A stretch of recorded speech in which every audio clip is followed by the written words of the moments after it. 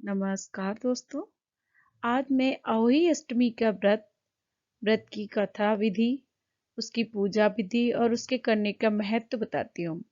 अहोई अष्टमी करवा चौथ के 4 दिन बाद आती है और इस व्रत को करने से संतान की प्राप्ति होती है, संतान की दीर्घायु होती है और उसका स्वस्थ शरीर रहता है, तरक्की पाता है।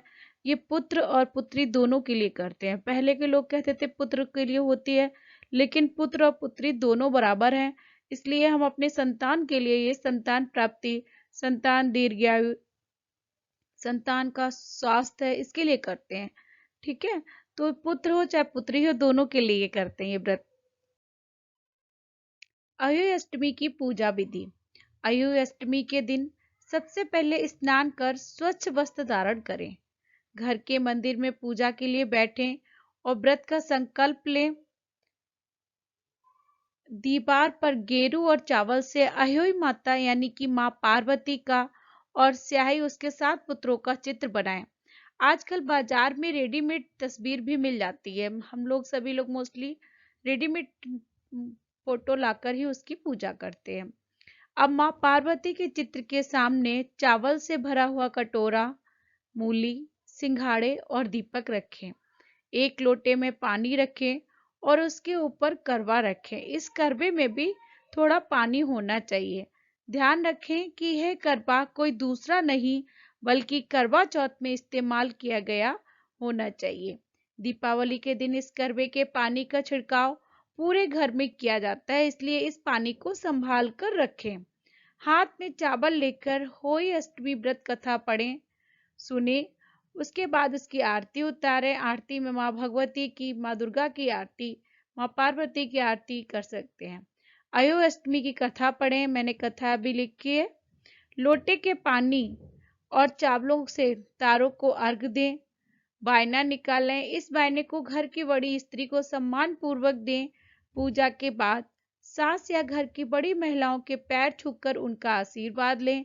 अब घर के सभी सदस्यों को प्रसाद बांटने के बाद अन्न ग्रहण करें। ये इसकी पूजा विधि है। अहोई अष्टमी का महत्व। होई अष्टमी का महत्व कार्तिक मास की अष्टमी के दिन निर्जला व्रत रखकर होई माता की पूजा करने से संतान की लंबी आयु होती है और संतान अपनी बहुत तरक्की को पाता है और स्वास्थ्य भी सही रखता है। अहोई अष्टमी माताओं का त्योहार होता है। इसमें माताएं अपने बच्चों के कल्याण के लिए इस व्रत का पालन करती हैं और विधि विधान से इसका पालन करके अपने बच्चों के लिए लंबी आयु के लिए, स्वस्थ शरीर के लिए उनके लिए रखती हैं। चंद्रमा या तारों को देखने के बाद, पूजा करने के बाद ही ये उपवास खोला जाता है। इस दिन पुत्रवती स्त्रियां और पुत्रीवती स्त्रियां भी निर्जल व्रत रखती हैं। इसके अलावा निसंतान और महिलाएं भी अपनी व्रत रखती हैं। उनको अपनी संतान की कामना के लिए, जिनके पुत्र या पुत्री नहीं हो रहे, निसंतान महिलाएं भी व्रत रख के संतान प्राप्ति के योग बढ़ जाते हैं, इसलिए इसको संतान प्राप्ति अहोई अष्टमी भी कहते हैं। यह व्रत करवा चौथ के ठीक 4 दिन बाद अष्टमी तिथि को पड़ता है। अहोई अष्टमी की कथा। एक साहूकार था, उसकी बेटी जहां मिट्टी काट रही थी, मिट्टी खोद रही थी, उसी स्थान पर शाही एक है अपने 7 बेटों के साथ रहती थी। मिट्टी काटते हुए गलती से साहूकार की बेटी की खुरपी से चोट से स्याही का एक बच्चा मर जाता है। इस पर क्रोधित होकर स्याहू ने कहा कि मैं तुम्हारी कोख बांधूंगी।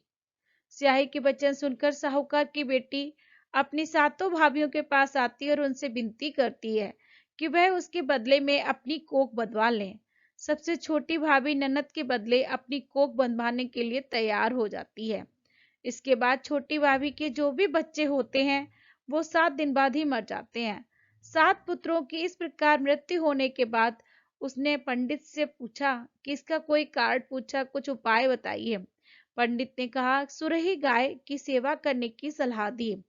सुरही गाय की सेवा से प्रसन्न होते हैं और छोटी बहू से पूछती है कि तू इतनी मेरी सेवा क्यों कर रही है और वह उससे क्या चाहती है।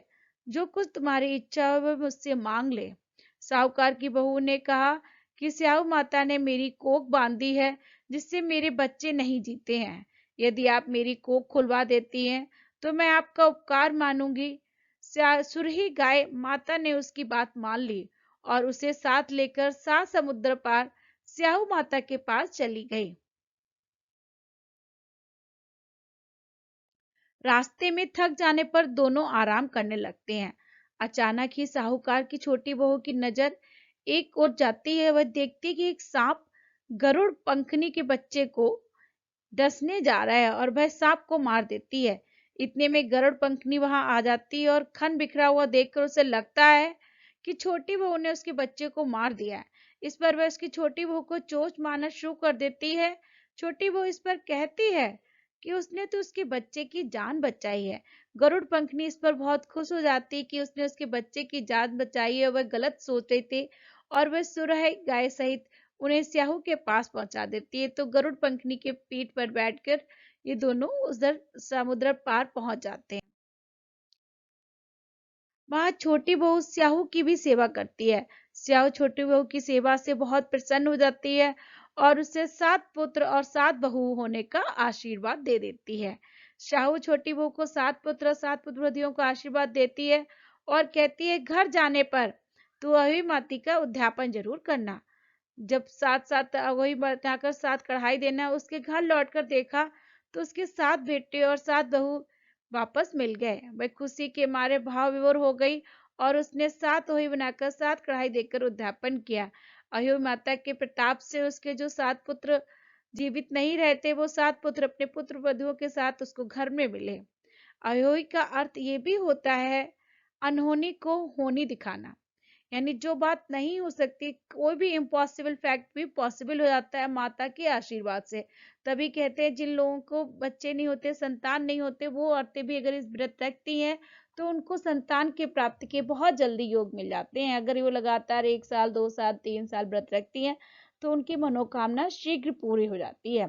जिस तरह अहोई माता ने साहूकार की बहू की कोख खोल दी, उसी प्रकार इस व्रत को करने वाली सभी नारियों की सभी अभिलाषाएं, सभी मनोकामनाएं पूर्ण कर देती है माँ। माँ के माँ के चमत्कार बहुत है। माँ के इसमें मेनली पार्वती माता का पूजा होती है। पार्वती माता ही हुई माता के रूप में है। पार्वती माता को पार्वती माता की पूजा करने से हमें सुख संपत्ति, बच्चों के दीर्घायु, बच्चों के लिए स्वास्थ्य शरीर की कामना के लिए हम ये व्रत करते हैं और हमें ये जरूर करना चाहिए अपने बच्चों के लिए। जय श्री राधे। जय माँ होई माता की जय हो। जय माँ होई माता की जय हो।